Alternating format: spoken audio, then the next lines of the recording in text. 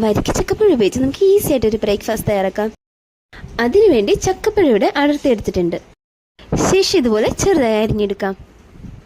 ഇനി നമുക്ക് ആവശ്യം പുട്ടുപൊടിയാണ്. ഇത് നമ്മൾ ഉപ്പ് ചേർത്ത് നല്ല രീതിയിൽ നനച്ചെടുത്ത് വെക്കാം. ഇനി ഈ പുട്ടുപൊടി ഞാൻ മറ്റൊരു പാത്രത്തിലേക്ക് ഇട്ട് കൊടുത്തിട്ടുണ്ട്. ഇനി അരിഞ്ഞ് വെച്ചിരിക്കുന്ന ചക്കപ്പഴം കൂടി ഇതിലേക്ക് നമുക്ക് ചേർത്ത് കൊടുക്കാം. ഇനി ഇതിലേക്ക് കുറച്ച് നല്ല ജീരകം കൂടെ ചേർത്ത് കൊടുക്കുകയാണ്. ഇനി ഇതെല്ലാം കൂടി നമുക്ക് നല്ല രീതിയിൽ മിക്സ് ചെയ്തെടുക്കാം. ഇതുപോലെ നമുക്ക് മിക്സ് ചെയ്തെടുക്കാം. ഇനി നമുക്ക് ഇതുപോലെ ഇഡ്ഡലി പാത്രത്തിൻ്റെ തട്ടിലേക്ക് വാഴയില വെച്ചിട്ടോ അല്ലെങ്കിൽ അപ്പച്ചെമ്പിൻ്റെ തട്ടിലേക്കോ ഈ മിശ്രിതം ഇട്ട് കൊടുക്കാം. ഇനി ഞാൻ അരമുറി തേങ്ങ ചിരവിയെടുത്തിട്ടുണ്ട്. ഇനി ഈ തേങ്ങ കൂടി നമ്മൾ ഇതിൻ്റെ മുകളിലേക്ക് ഇട്ട് കൊടുക്കുകയാണ്. ഇനി നമുക്കിത് അടച്ചു വെച്ച് 20 മിനിറ്റ് വേവിച്ചെടുക്കാം.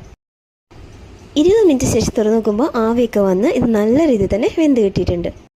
ഈ ചക്കപ്പഴം സീസണിൽ വളരെ എളുപ്പം തന്നെ തയ്യാറാക്കാൻ പറ്റിയ കിടിലൻ ബ്രേക്ക്ഫാസ്റ്റ് തന്നെയാണ് ഇത്. ഞങ്ങളുടെ നാട്ടിൽ ഉദരം എന്നാണ് പറയുന്നത്. നിങ്ങളുടെ നാട്ടിൽ എന്താണ് പറയുന്നതെന്ന് കമൻറ്റ് ചെയ്യണം.